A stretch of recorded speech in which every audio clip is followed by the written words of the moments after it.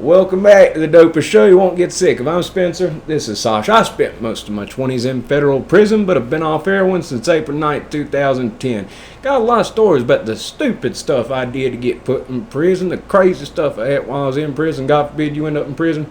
You ought to make some of the same mistakes I made. So this is a story that's going to make you laugh a good bit at certain points of it. But I want to bring some light into how messed up this was. So I ended up having to go to this crazy cultish type of rehab that was basically a faith-based program. Now I'm a Christian, but this is not the place to send addicted people. There was zero mental health treatment, and basically, pray the addiction away. It's made nationwide headlines, this particular facility, of misconduct, abuse of the people who go there. I can't even call them patients because technically they're not patients.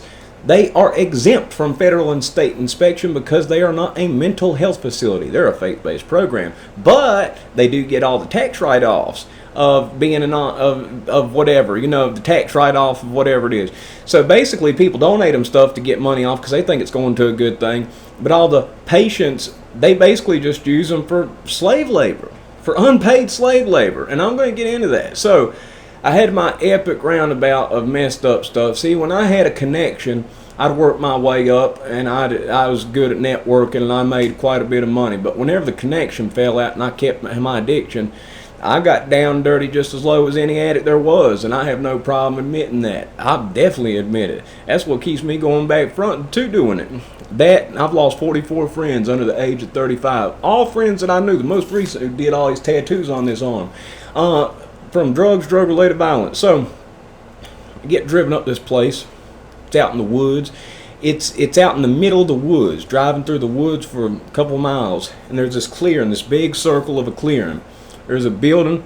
There's this place over here. It looks like it's getting built. There's a little place down at the bottom of the hill. And there's various other patients raking leaves and doing stuff about. So I get up there and I'm chain smoking cigarettes. I smoke 2, 3 in a row, then go in there and I talk to the guy. Now, I'm 18 years old, okay? I talk to this guy. You're supposed to be detoxed before you go there. Now, my mom, the preacher at her church suggested that's where I'd send my son, and that preacher was a pompous prick too, who I'm putting out there. Anybody who sees this knows who he is if you know me. I went to thank him for showing up to my bond here, and I said, thank you for praying for me. I really appreciate you being here. Guess it worked. I got bond, and during that bond I did perfect for 2 years. Made newspapers for the work I was doing in the community, doing talks at after school programs, rehabs, at-risk youth. And at that point he changed his opinion. But when I thanked him for showing up my bond here, and that preacher said, let me make something clear. I didn't pray you'd get out. Pray God's will be done. Excuse me. And turned his back on me. Once I made the headlines, he sent me a message on Messenger saying, yay, God's will be done. I'm so happy. I've been your #1 fan all along. You should come and testify. And I should go testify and tell everybody what a pompous prick he was and how he talked to me that day. But anyway, he tries to, how some preachers try like that, I'm the cool preacher, yeah, like that type of deal. That's this type of dude. And just complete money grabbing. But anyway, I get sent to this place. I had been to the kids' version of this, which was absolutely terrible, but he had convinced my mom that this would be a good place. My mom took me there, and most of the time I was running the streets, during the time I was running the streets, got no help. I was support myself dealing. So if I didn't have a connection, I wasn't eating, and basically I got down and out, so I went to this place. Figured I'd stay there for a little bit. It's a year-long program. I wasn't going to stay in there a whole year. I knew that. Didn't expect to stay as short as I would, but that's what ended up happening. So I get there and I talk to people. I'm supposed to be detoxed before I went there. I had tried the needle H in my arm for the first time ever the day before I went there. So I go and I talk to the guy, and I'm open about that. I'm honest about all that. And he's like, well, do you think you'll be all right? And he took my word, an 18-year-old drug addict's word, that, yeah, I'll be good. I knew it was there, didn't have anywhere to go. So I get put in this program, and you have one of 3 jobs, actually 4 jobs, mainly 3 jobs. A few people work the kitchen. Grounds means you're raking leaves and doing landscaping all day. Auto shop, that's what I got. I thought, cool, I don't really have any life skills other than knowing how to sell dope. I'll learn how to work on cars. I'll get to that in a minute. The third job was, if you had any construction background, if you knew anything about construction, you were going to be building the new cabin in which the girls would be housed at. It was all male facility, but they were going to have girls there. And I can't remember if it's a handbook or what, but the rules were all kinds of crazy. The rules for the girls that weren't there, I guess this was like a nationwide thing, was that when they got there, you weren't allowed to make eye contact or look at them or speak to them. You weren't even allowed to make eye contact, it said. Now, so I get to this place, and it's odd. You have to make your bed a certain way. It's just one long dorm, like 50 men, okay? I'm the youngest person there. The average person's probably 30 to 50, okay? For the most part, a bunch of hillbillies. Now, you have to make your bed a certain way. You only get 3 meals a day. No caffeine, no TV, no news, no phone calls. You get 1 phone call a month in which they sit with you, and you have to have it on speakerphone.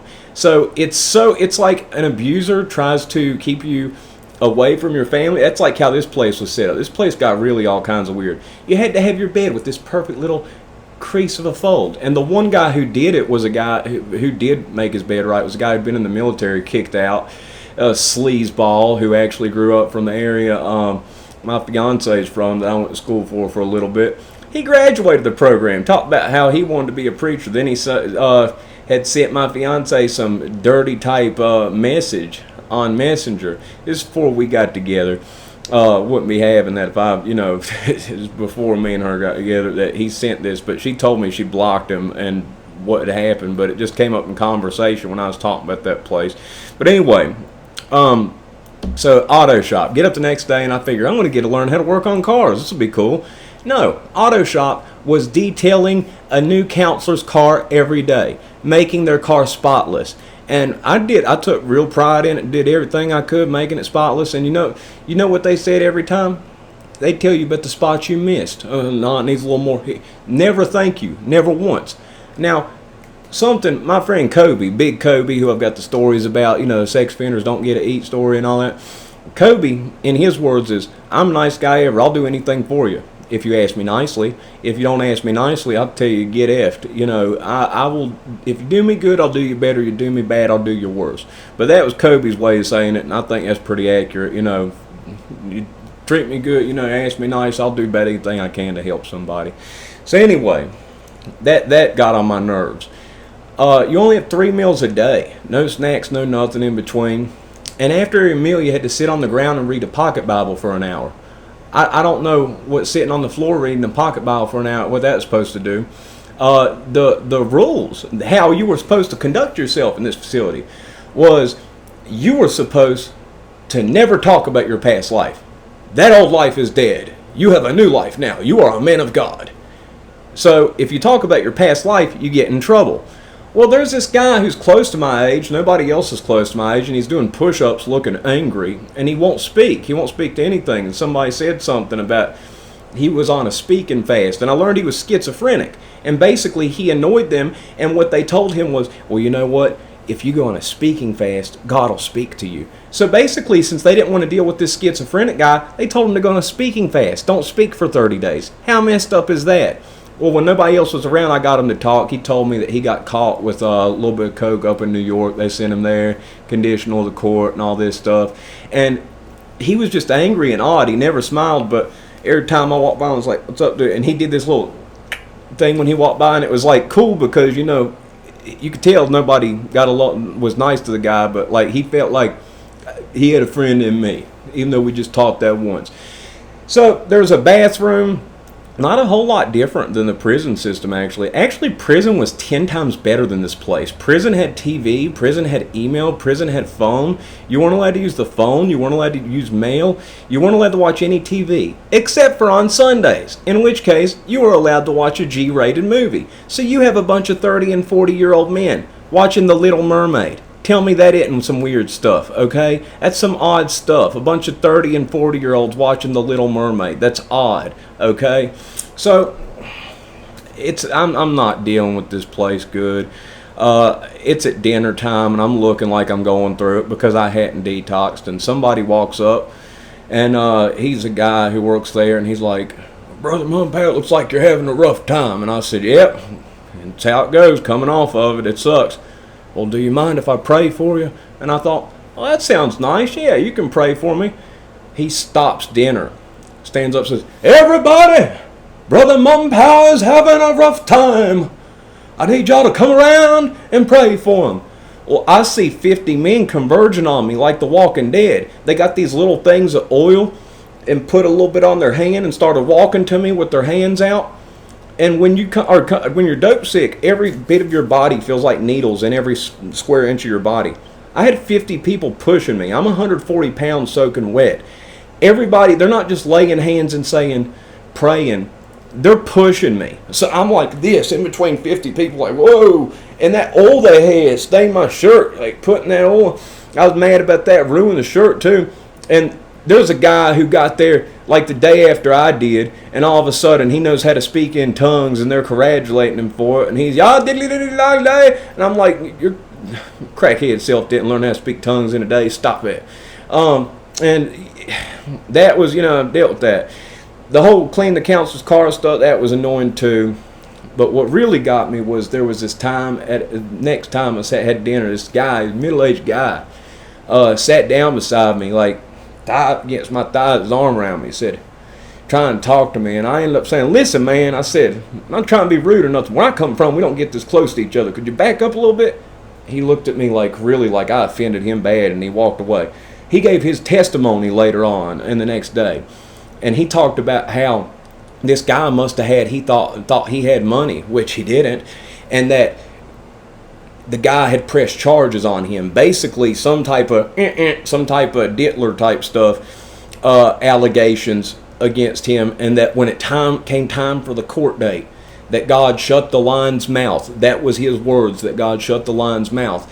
And that the guy had showed up to court late, and that the bailiff wouldn't let him in. What happened is he connected to the community, and they didn't let this guy in so they could dismiss the case against him, in my personal opinion. That was it for me. When I heard that an allegation had been made against this particular person, I said, I have got to get out of here. No. That guy pulled his junk out, I ended up strangling him. No, that wasn't going to happen. When I heard that, I was like, you're just sitting way too close to me like yesterday. And no. And after he gave his testimony about God shutting the lion's mouth, I said, "No, I'm out. No, I'm out.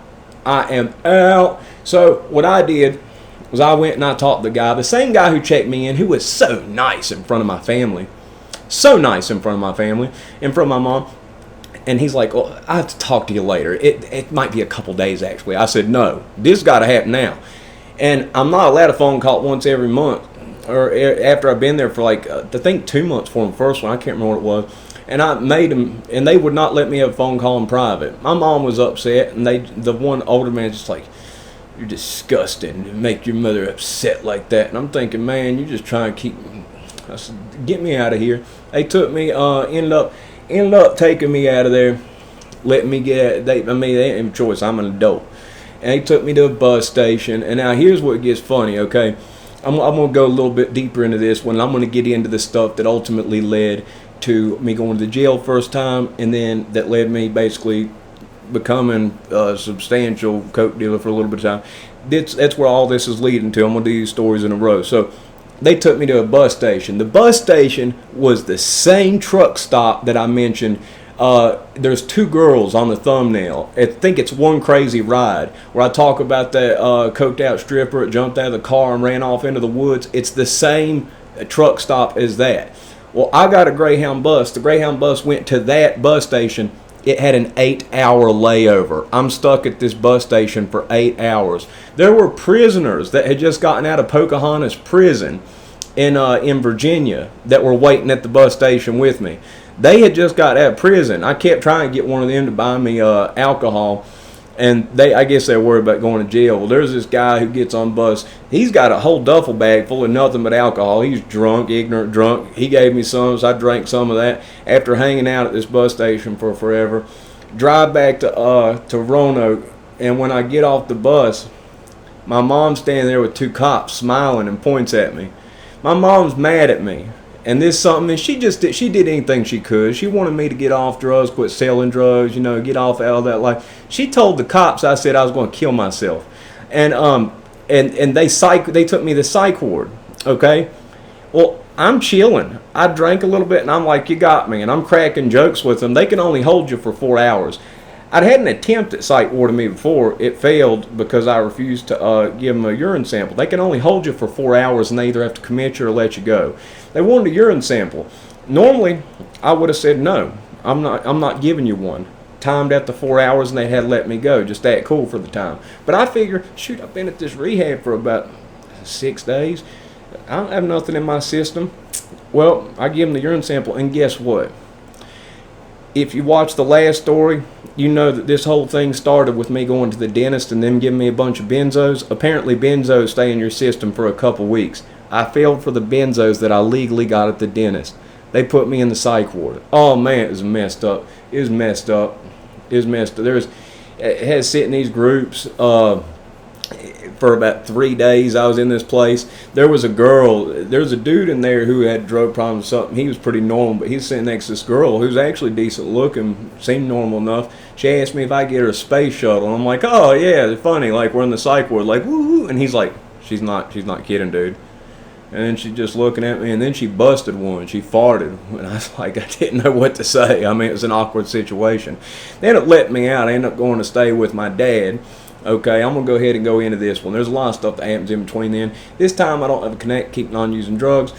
And basically, to cut it off, to put it into what happened, I end up doing stuff there, end up getting with an old connection. I keep using, which behavior becomes more and more evident. I get an old connection where I'm nickel and diming some stuff on some petty stuff, just nothing crazy, nothing big.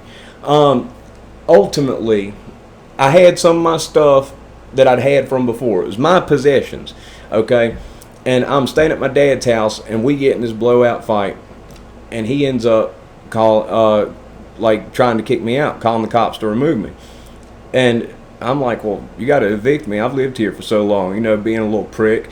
And they're like, he's right, actually. So my dad went down and filed petty larceny charges for a DVD player that was worth $20. What was I going to pawn a DVD player for? A pack of Newports? He wanted to get me out of that house. I don't blame him. I was acting crazy as could be. So they took me to jail. That's a whole nother set of stories in itself. So but I'll just skip to the version of this. It's going to lead to me ending up straightening up meaning I quit using drugs, but it made me ultimately selling a lot of drugs. So lost my 20s in federal prison, definitely not glorifying this stuff. But what happened was I spent 30 days in jail. My court-appointed attorney, mom and dad said something about they heard drug court help some people. So the attorney's like, well, if you agree to do drug court, you can get out. Basically, you can get out. You can get out quick. If not, you're going to stay in here for a little bit longer. I was like, shoot, I'll sign it. First time in jail, you're telling me I can get out if I agree to do this program? Well, I agreed to do drug court. And the probation officer, a man with the speech impediment, which is a whole nother bunch of funny stories, he said, if you got a problem, you let me know, and I'll work with you. I will work with you. So I thought he was going to work with me. I was living in a hotel at this point, and I kept using, and I figured, well, shoot, he said he'd work with me. Maybe I'll get one pass, and I admitted it, and apparently I'd missed some meeting I was supposed to be at, and he said, where the F were you? And I said, oh, I'm sorry, I didn't know. And I said, well, there's something they tell you. And I told him, and basically he had me put in jail. I was in jail for a month. I was out for a week. They had just had the drug court. See, drug court is like a once-a-month thing. You go to, and if you're doing good, they just give you, a thumbs up, high five, you're out. If you do bad, the first time you usually do a weekend, the second time you usually do a week, third time you usually do rehab, fourth time you do a 4-month in jail program. They normally don't put you in jail between the court dates, but I help you, I promise, I help you. I work with you, me mom pal. That wasn't true. He put me right in jail on the first time, and I had to wait another month. So I was in jail a month, out a week, in jail for a whole nother month, and then when I went to the drug court, they told me that I'd have to go to rehab. So I skipped the weekend and the week thing. If I had just stayed in jail in the first place, I would have got just time served with no probation. So it ended up putting me in a set of circumstances in which I was bound to this program. So I went to that rehab, and I'd been at that rehab for about a week. And this is where the story's going to pick. There's a lot of stuff that happened the first time I was in jail. The second time I was in jail, a lot of stories about Big Kobe the second time that I was in jail that were really funny that I haven't even touched on. But I'm just giving this layout so we can get where we're going with this other stuff. I was in this rehab, and this guy gets there. Big guy, black fella. He's probably about 350 pounds, 6'3", giant man. But he looked young. He looked like he was 20 years old. Turned out he was about 28, and he's wearing a collared shirt, and he's wearing khakis, but they're like shorts, but like really long shorts, like somewhere between pants and shorts. Like they went down to like cut off right above his ankles. And apparently he'd gone to court, and he liked to party. He liked to do a little blow and do a little bit of ecstasy. Federal probation officer had caught him, and he thought he was going back to prison. Well, the judge gave him a second chance, let him go to that rehab. Well, me and him got talking. I'm going to call him Big Man. And Big Man, I'm like, oh, you're Big Man. And I'm not going to say his name. He had something else, but that's what we're calling him here. And he's like, yeah. And I said, you know so-and-so, right? He said, yeah. I said, man, we need to talk. And I basically let him know, because he's over on this part of the city. I let him know I've got a whole market, a whole entire market that I can control, that I can tap in. We needed to get together and do something here. And we became best friends. There was a counselor in this rehab, which is a little crappy rehab. It's not even open now. And this counselor didn't like me and him being friends, because he knew that I was going to end up getting out and selling for him. Well, he came up to me, Big Man came up to me one day in the rehab, and he goes, oh my God, they must have not searched the pants when they came in. You won't believe what I found. And he pulls it out, and he had an 8-ball. A blow that had been snuck in. I said, shoot, give it to me. And I end up doing it. I did it. And see, I was living at this off-campus housing. When there were so many people there, they put you in this place that was called the Trust House. The Trust House was a place for people getting back on their feet. They also housed patients for this rehab. I stayed up all night, didn't get a wink of sleep, came back, and that counselor drove me back to the place, and he let me know, I'm worried about you and Big Man doing some type of drug stuff when you get out. And I'm just sitting there half asleep listening to him, thinking, God, I hope they don't drug test me. They didn't. And that was the last time that I did blow or any narcotic that was powdered for a very long time. I did most of my 20s in federal prison. I'm not glorifying it, but I'm giving you the path of how stuff happened. Maybe it can help somebody else. You can learn from my mistakes. You can learn from it. And ultimately from there is where I will pick up, because I will pick up with the first deal and how it turned from a half-o to a quarter brick in a matter of about 2 months, and then only expanded from there.